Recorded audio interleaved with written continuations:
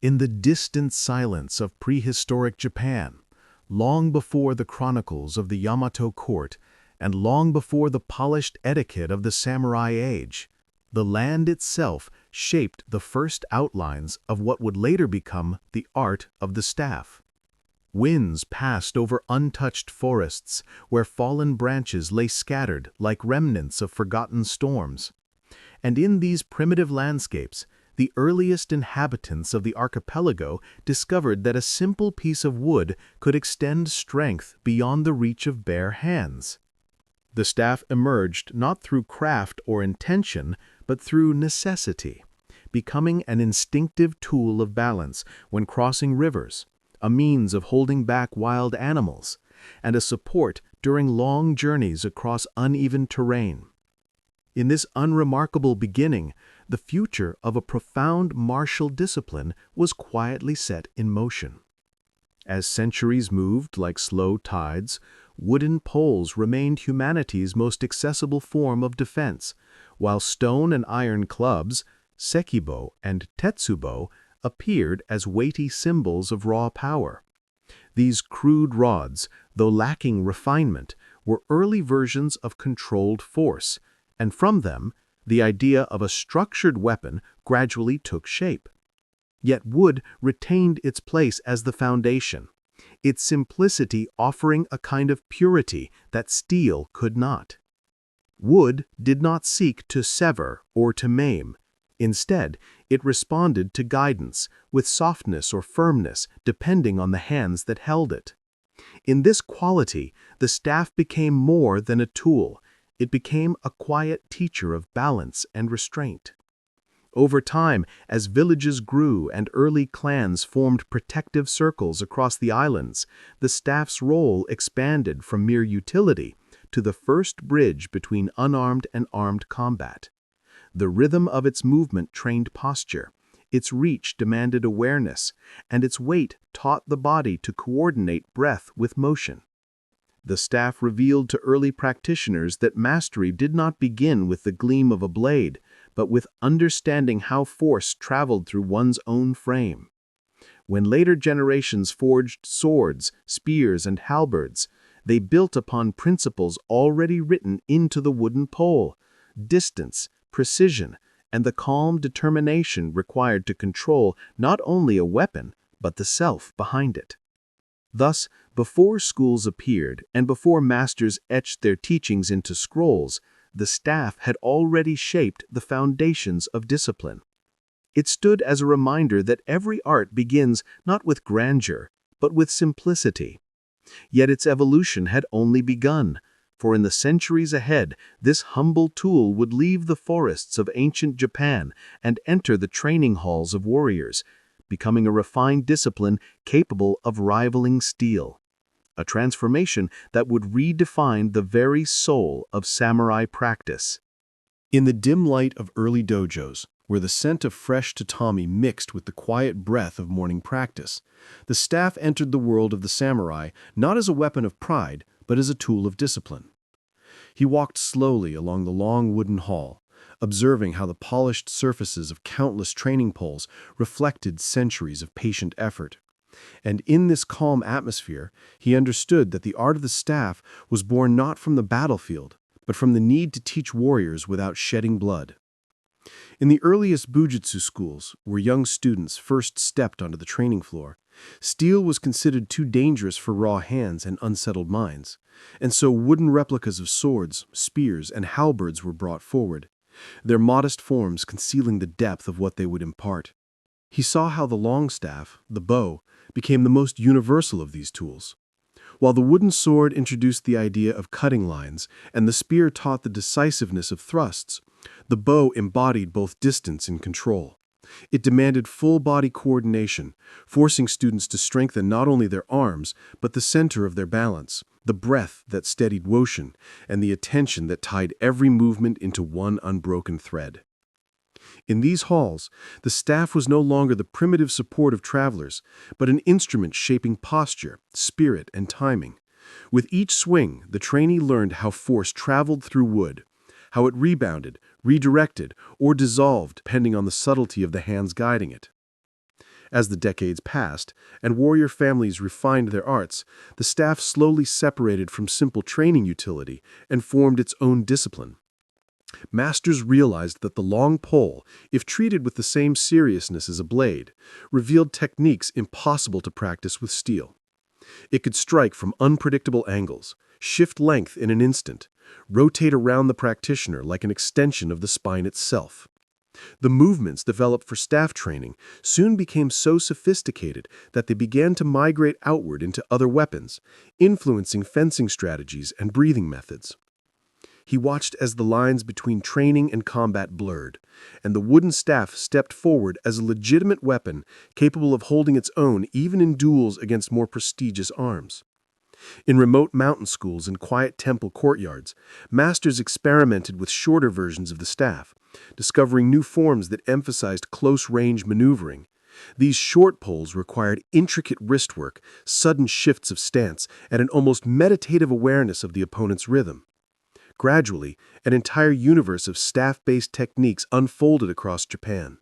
What began as a safety measure for students hardened into a tradition that produced warriors capable of defending themselves with nothing more than a piece of wood, not through brute force, but through refined understanding. Yet beneath this growing sophistication, he sensed that the next great transformation in the art of the staff was still ahead, waiting to be shaped by a confrontation that would change not only technique, but the very philosophy of armed movement. A moment that would give rise to a new school, a new weapon length, and a new understanding of balance and purpose. In the stillness of a traditional training courtyard, where morning mist drifted low across packed earth and the faint creak of wooden beams signaled the beginning of practice, the staff and the sword revealed themselves not as rivals, but as expressions of a single martial logic. In this quiet space, the long wooden pole moved with an ease that echoed the sharp, decisive arcs of the blade, and the rhythm of its swings carried the same refined timing that governs spear thrusts and halberd sweeps. The staff did not imitate these weapons. Instead, it absorbed their essence, translating cutting lines into extended strikes, spear-like precision into straight, penetrating motions, and the broad paths of polearms into wide, fluid rotations that shaped the air around the practitioner. Its neutrality allowed every weapon's principle to unfold within its length, creating a silent harmony between armed techniques. Across the courtyard, the patterns of movement revealed an even deeper unity. When the sword traced a diagonal cut, the staff answered with an identical line, shaped by the rotation of the hips rather than the edge of steel. When the spear lunged forward, the staff mirrored the thrust with the pure force of momentum alone, unassisted by a point. And when the halberd lowered into sweeping defensive arcs, the staff offered the same coverage, relying entirely on timing and angle instead of weight or blade curvature. Each technique demonstrated that Japanese martial thought did not separate weapons by hierarchy, but connected them through shared principles of distance, posture, and breadth. The staff became the bridge, the medium through which these principles could be understood without danger, allowing the practitioner to study the core of movement itself. As schools refined their methods, every discovery in fencing flowed naturally toward staff practice. New guard positions developed for swords were tested first with the staff to see whether they maintained balance under pressure. Adjustments in footwork created for spearmen were explored with the long pole to determine whether the rhythm remained coherent when stripped of a weapon's advantages.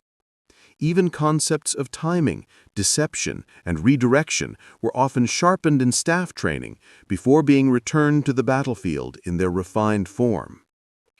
The staff served as a mirror, reflecting the strengths and weaknesses of all weapon strategies, its plain wooden surface revealing truths that ornate steel could conceal. Training with the staff demanded clarity untouched by reliance on cutting power or mechanical superiority. It required movement that could stand on its own, a well-rooted stance, a smooth transfer of energy through the body, and an awareness of distance so precise that even a slight hesitation disrupted the entire rhythm.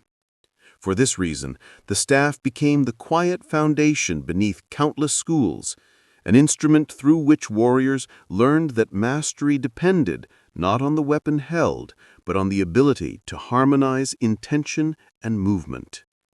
Yet within this harmony, the tradition was approaching a turning point. A single encounter, soon to rise from the lineage of these shared techniques, would reshape the understanding of staff combat entirely, giving birth to a new weapon length, a new form, and a new school whose influence would echo through the centuries that followed. In the quiet depth of a remote mountain shrine, where wind carried the scent of pine and the distant ringing of temple bells marked the passing hours, the origins of the short staff tradition unfolded through an encounter that would reshape the landscape of Japanese martial arts. The memory of the duel between Muso Gonnosuke and the famed Miyamoto Musashi lingered through generations like a quiet echo beneath the surface of history. Their clash was not merely a contest of skill, but a moment that exposed the limits of established techniques. Musashi's unique two-sword style broke through Gonnosuke's guard with an ease that left no room for interpretation, and in the aftermath of this defeat, the path of the staff took an unexpected turn. Far from the noise of cities and the rivalry of schools, Gonnosuke withdrew into seclusion, taking refuge in the solitude of forests, where the rustle of leaves and the rhythm of his own breath became his only companions. There, amid the shifting patterns of light across the ground, the idea of a new weapon length emerged. The long bow, with its sweeping rotations, could not recover the initiative Musashi had taken, yet neither could the sword offer the breadth of movement Gonnosuke sought. Between these two extremes lay the jo, neither blade nor spear, neither long nor short, but a length that invited reinvention.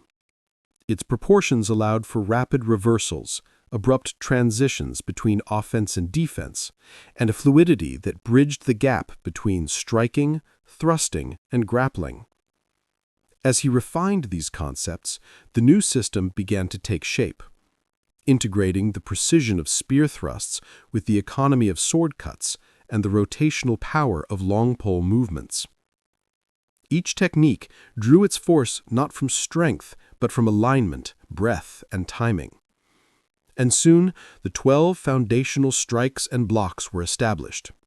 These movements, though simple in form, carried within them the seeds of more than 70 kata that would emerge in the generations to follow. Practitioners would repeat them on open temple grounds at dawn, their silhouettes moving like shadows cast by an unseen rhythm. The jo spinning, extending, retracting, and redirecting with a serenity that concealed its decisive power. As the system matured into Shindo Muso Ryu, it revealed itself not merely as a combat method, but as a discipline that fused physical precision with inner stillness. The short staff moved in harmony with the breath, its transitions requiring a mind that remained undisturbed even in moments of sudden acceleration. The circular motions of the jo trained practitioners to dissolve force rather than clash with it, to redirect intent rather than oppose it directly, and to meet aggression with clarity rather than emotion. Each kata became a meditation in motion, transforming the short staff into an instrument through which balance, timing, and awareness refined themselves into a unified whole. Across dojos and temple courtyards, the jo's influence spread, its movements quietly reshaping how warriors perceived distance and engagement. Those who practiced its forms discovered a new relationship between body and space, one in which technique flowed continuously without reliance on the advantages of weapon length or material.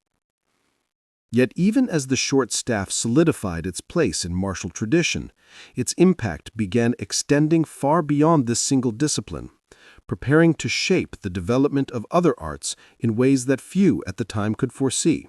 Across the breadth of Japan's martial landscape, from mountain temples where monks practiced in silence to coastal dojos where warriors were refined their forms by the rhythm of the waves, the influence of the staff began to permeate disciplines far beyond its original domain. In the calm light of early dawn, when the air carried the scent of cedar and the world seemed suspended between breath and stillness, the movements of Jo practitioners revealed principles that other arts soon recognized as indispensable. The staff, humble in appearance yet profound in structure, became a quiet architect behind techniques that shaped the evolution of numerous martial traditions. In training halls dedicated to the long-established schools of kenjutsu and iaijutsu, the staff's logic of distance and timing subtly redefined the way practitioners approached their own weapons. The fluid transitions of the Jo taught swordsmen how to navigate the narrow space where attack and defense merge, how to shift weight with minimal effort, and how to recover balance in the instant following a strike. Even in the practice of drawing the sword, a discipline rooted in speed and precision, the circular breathing patterns refined through staff work influenced how the body prepared for explosive motion. The staff demonstrated that control began not with the blade, but with the alignment of the spine, the grounding of the feet, and the measured expansion of breath. Further away, in secluded temple courtyards where monks trained in their simple garments, the staff took on meanings that went beyond combat. Monks used it as a companion during long journeys, a support for meditation walks, and a symbol of the inner equilibrium demanded by rigorous spiritual practice. Here, wood became a reflection of the practitioner's own state, steady, unadorned, quiet, and resilient. This presence slowly wove its way into martial traditions such as aikido and karate, where teachers emphasized the continuity of movement rather than the force of impact. The staff's arcs, wide but controlled, smooth but decisive, offered a model for the redirection of energy central to these arts. In rural regions and among travelers, shorter versions of the staff found everyday use as walking sticks, tools, and modest protective weapons. These everyday objects later inspired disciplines such as Tanjo Jutsu, where the light, cane-like staff demanded subtle wrist rotations and rapid changes of angle. Practitioners discovered that even a small piece of wood could, through correct structure and timing, generate enough power to disable an opponent. Thus, a simple staff became a bridge between ordinary life and disciplined training, reinforcing the idea that martial skill existed not only in formal combat, but also in the clarity of movement carried into daily actions.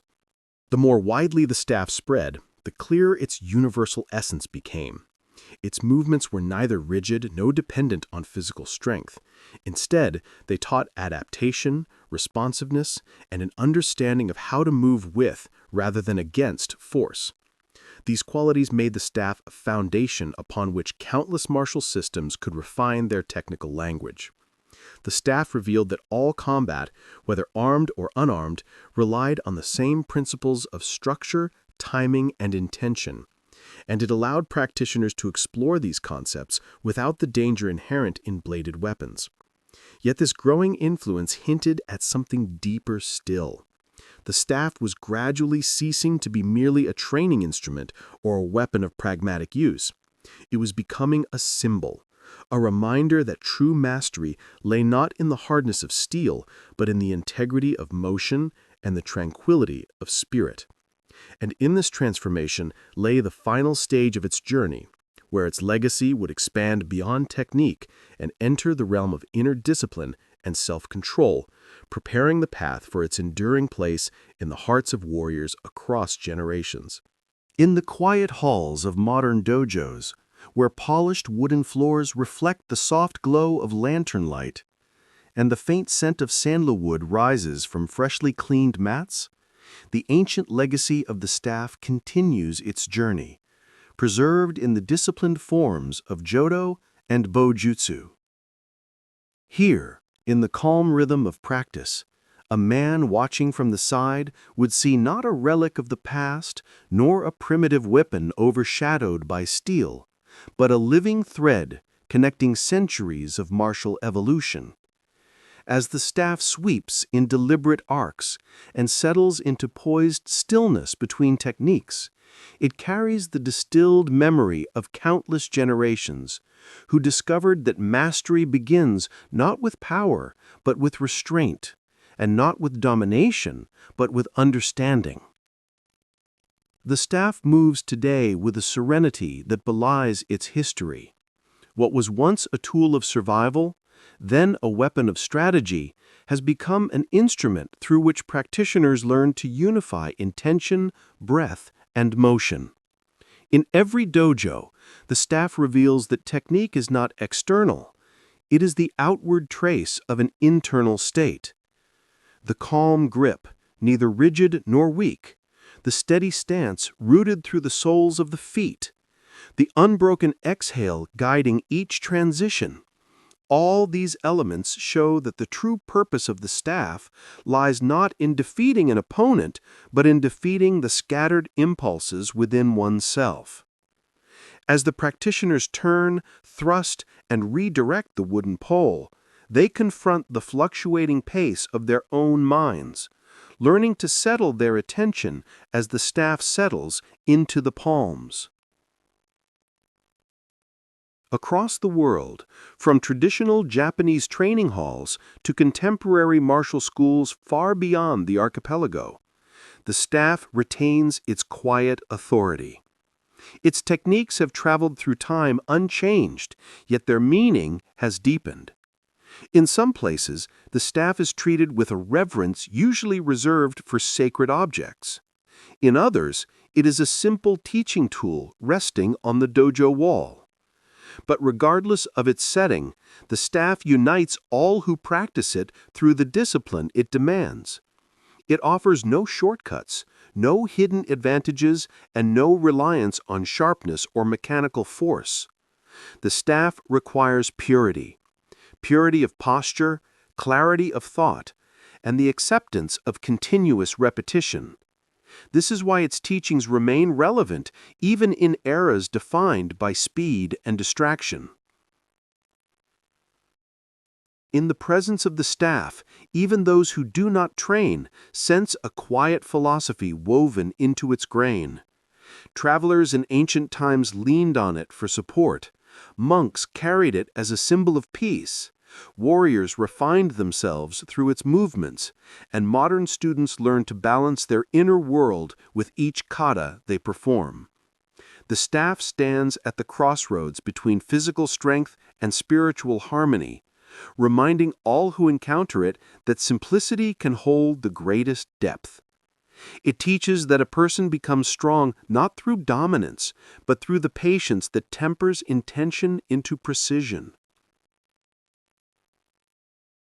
And so, in the soft sound of wood cutting through air, in the stillness that follows each completed technique, in the gentle settling of the staff against a practitioner's hip, its centuries-old teaching remains clear. A teaching that has endured wars, cultural shifts, and the passing of entire eras. The wooden staff, born as an instrument of peace, has become the symbol of a profound truth carried through the ages. The staff does not cut, does not wound. It teaches a person to be hard as steel and flexible as the wind.